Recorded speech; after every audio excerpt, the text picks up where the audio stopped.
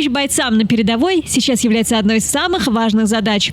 На эти цели добровольческие коллективы, в том числе по линии Общероссийского народного фронта, собрали более 11 миллиардов рублей. Это позволило приобрести для боевых частей тысячи беспилотников и радиостанций, аптечек и бронежилетов.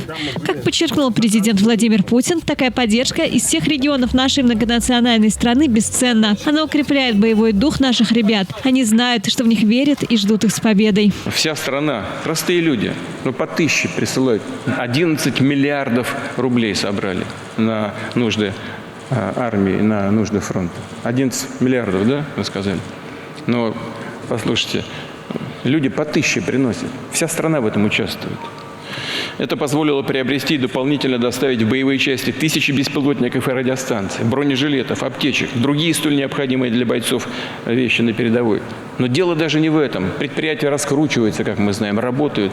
Дело вот в этом факте единения и желании сделать все для победы, все для наших ребят, которые своей жизнью рискуют на передовой. Вот это главное. Это то, что обеспечит наш успех. Сомнений в этом нет. Такая искренняя поддержка людей из разных регионов нашей многонациональной страны поистине бесценна. Она укрепляет боевой дух наших ребят.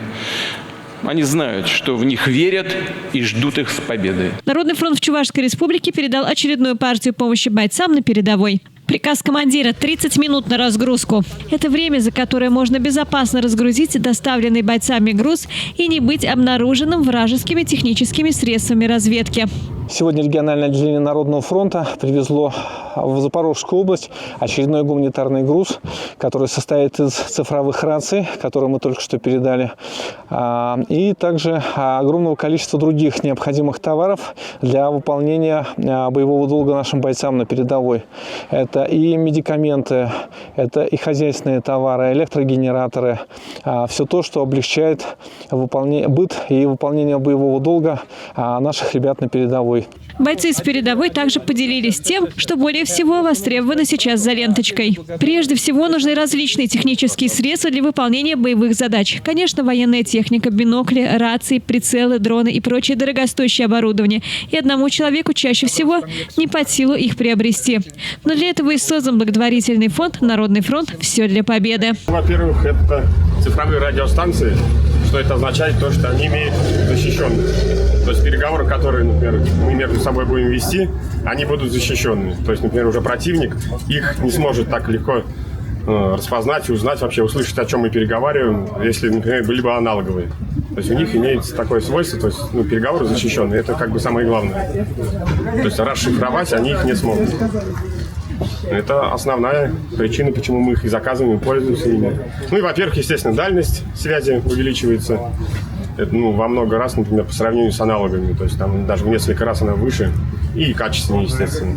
Но это основные причины, почему мы им пользуемся и их заказываем у вас.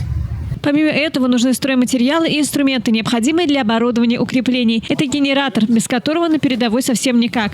Ведь в блиндажах нет электричества, а все современные средства связи, радиостанции, телефоны требуют подзарядки. Да и освещение там тоже нужно. Сами понимаете, на передовой нет электричества, поэтому без генератора там вообще никак. То есть все современные средства связи требуют подзарядки. Это аккумуляторы радиостанций, телефонов и...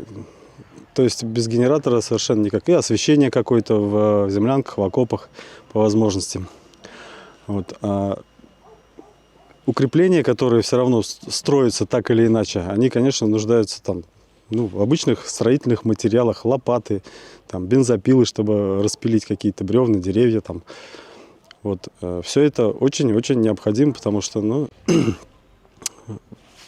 при таких нагрузках частенько бывает, что-то портится, что-то ломается. И мы знаем, что там часть инструментов забирают на ремонт, потом возвращают. И это все нам очень и очень нужно. Большое, огромное спасибо, что Народный фронт нам помогает в этом. По большому счету, весь народ наш чувашский, он нас поддерживает. И мы это чувствуем. И нам это очень приятно. Таким образом, общими усилиями можно помочь военнослужащим и собрать средства, на которые покупается то, что спасет жизни нашим ребятам на передовой. Узнать больше о проекте можно на сайте победа.онф.ру. Елена Яковлева, пресс-служба Общероссийского народного фронта в Чувашии. Жизнь в столице.